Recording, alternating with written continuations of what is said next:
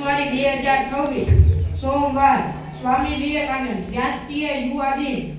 સ્વામી વિવેકાનંદનું મૂળ નામ નરેન્દ્રનાથ દત્ત હતું। તેમનો જન્મ 12 જાન્યુઆરી 1863 ના રોજ કોલકાતામાં સમૃદ્ધ પરિવારમાં થયો હતો। માતાનું નામ ભુવનેશ્વરી દેવી અને પિતા વિશ્વનાથ દત્ત વિવિધ વિષયોમાં રસ ધરાવતા હતા। કોલકાતા હાઈકોર્ટમાં સફળ વકીલ હતા। ઈશ્વરચંદ્ર વિદ્યાસાગર સંસ્થામાં તેમણે અભ્યાસ કરી પાશ્ચાત્ય તર્કશાસ્ત્ર, પાશ્ચાત્ય તત્વજ્ઞાન અને યુરોપના રાષ્ટ્રોના ઇતિહાસનો અભ્યાસ કર્યો હતો। સ્વામી વિવેકાનંદની વાંચન જિજ્ઞાસા પહેલેથી જ ખૂબ રહી હતી, તેથી તેમણે વેદ, પુરાણ, ઉપનિષદ, મહાભારત, ભગવદ ગીતા, રામાયણ વગેરેમાં ઊંડો રસ લઈ તેનું વાંચન કરેલું હતું। તેઓ સ્કોટિશ કોલેજના અભ્યાસ દરમિયાન અધ્યાપકોમાં બહુ માનીતા હતા।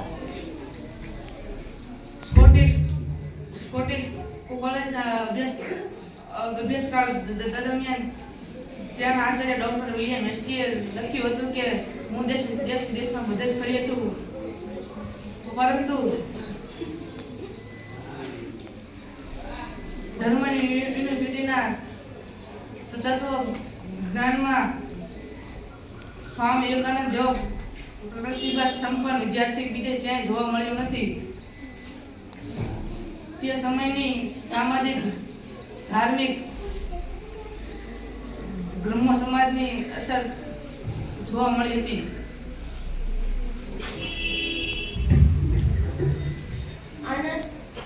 આનાથી નરેન્દ્રનાથ સહિત અમુક વિદ્યાર્થીઓ રામકૃષ્ણ પરમહંસને મળવા માટે પ્રેરાયા હતા। નવેમ્બર 1818 ના રોજ નરેન્દ્રનાથ અને કેટલાક વિદ્યાર્થીઓની રામકૃષ્ણ પરમહંસ સાથેની મુલાકાત તે તેમના જીવનની સંક્રાંતિકારની પુરવાર થઈ હતી। ત્યારબાદ તે રામકૃષ્ણ પરમહંસના વ્યક્તિત્વથી પ્રેરાયા હતા। બાદમાં તે તેમની મુલાકાતે આવતા હતા। ત્યારબાદ તે ઈશ્વરની શોધ માટે રામકૃષ્ણ પરમહંસના શરણે ગયા। ગુરુ શિષ્યને અમર જોડીએ સમાજ સુધારણાનું કાર્ય કર્યું। રામકૃષ્ણના છેલ્લા દિવસોમાં વિવેકાનંદ અને તેમના કેટલાક અનુયાયીઓએ રામકૃષ્ણને સંન્યાસીના વસ્ત્રો આપ્યા, જે રામકૃષ્ણ મઠના સંન્યાસી બન્યા। ગુરુના મૃત્યુ પછી 15 અનુયાયીઓએ વિવેકાનંદના નેતૃત્વમાં ગૃહસ્થ અનુયાયીઓની નાણાકીય મદદથી ગંગા નદીના કાંઠે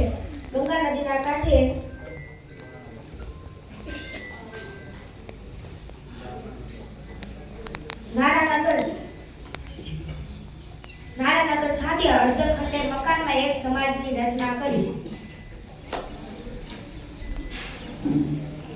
તે અનુયાયીઓનો પ્રથમ મઠ બન્યો। આ અનુયાયીઓ રામકૃષ્ણ પંથના અનુયાયીઓ બન્યા। ગુરુ રામકૃષ્ણ પરમહંસના વિચારો પ્રસાર કરવાનું બીડું ઉઠાવ્યું। અદ્ભુત સમરણ શક્તિ ધરાવતા વિવેકાનંદ ભારતીય અને પશ્ચિમના દર્શન શાસ્ત્રોનો ઊંડો અભ્યાસ કર્યો હતો। સ્વામી વિવેકાનંદ લોકોએ દુઃખ માનવીઓની સેવા કરવા અને તેમજ ઈશ્વરના દર્શન કરવાનો બોધ આપ્યો। તેમણે ભારતના યુવાનોને ભૂતકાળ પ્રત્યે ગૌરવ અને ભવિષ્ય માટે શ્રદ્ધા જાગૃત કરી। તેઓએ વિશ્વની વેદાંત અને યોગ ફિલસૂફીથી અવગત કરાવ્યા હતા।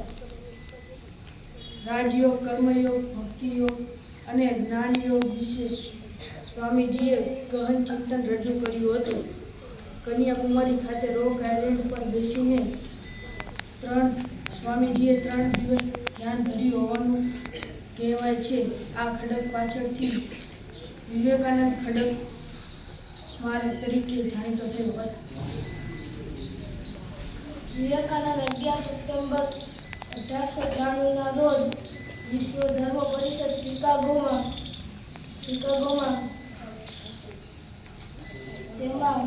તેમણે સત્તાધાર ભાષણ દ્વારા ભારતીય સંસ્કૃતિ અને તત્વજ્ઞાનની સમજ આપી હતી.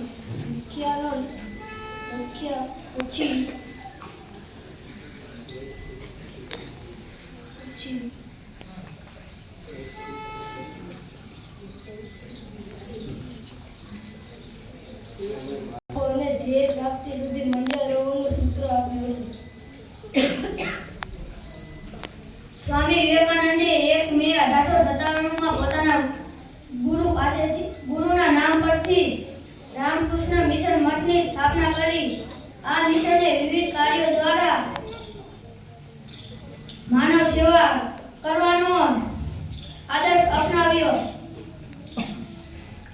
રામકૃષ્ણ પરમહંસના જીવનમાંથી પ્રેરણા મેળવી જન સેવા એ જ પ્રભુ સેવાના સૂત્રનો મિશને અમલ કર્યો. જૂન 1899માં વિવેકાનંદ બીજી વાર વિદેશી મુલાકાતે ગયા હતા. આ વખતે તેમણે મોટા ભાગનો સમય યુએસએના પશ્ચિમ કિનારે વિતાવ્યો હતો, જ્યાં તેમણે ઘણા પ્રવચનો આપ્યા. પછી તેઓ ડિસેમ્બર 1900માં બેંગલુરુ મઠ પરત ફર્યા.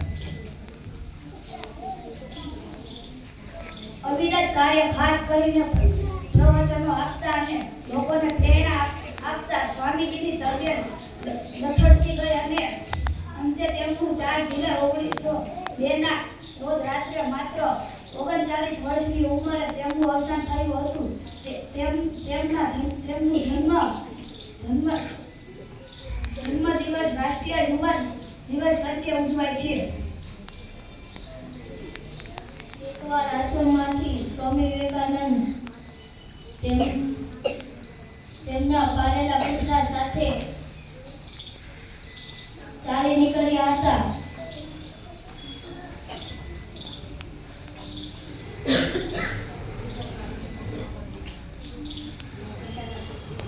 અચાનક એક યુવક આવીને સ્વામી વિવેકાનંદના પગમાં પડીને કહેવા લાગ્યો કે સ્વામીજી, હું જિંદગીથી ખૂબ જ પરેશાન છું. હું દરરોજ સખત મહેનત કરું છું, પરંતુ આજ સુધી સફળતા મળી નથી.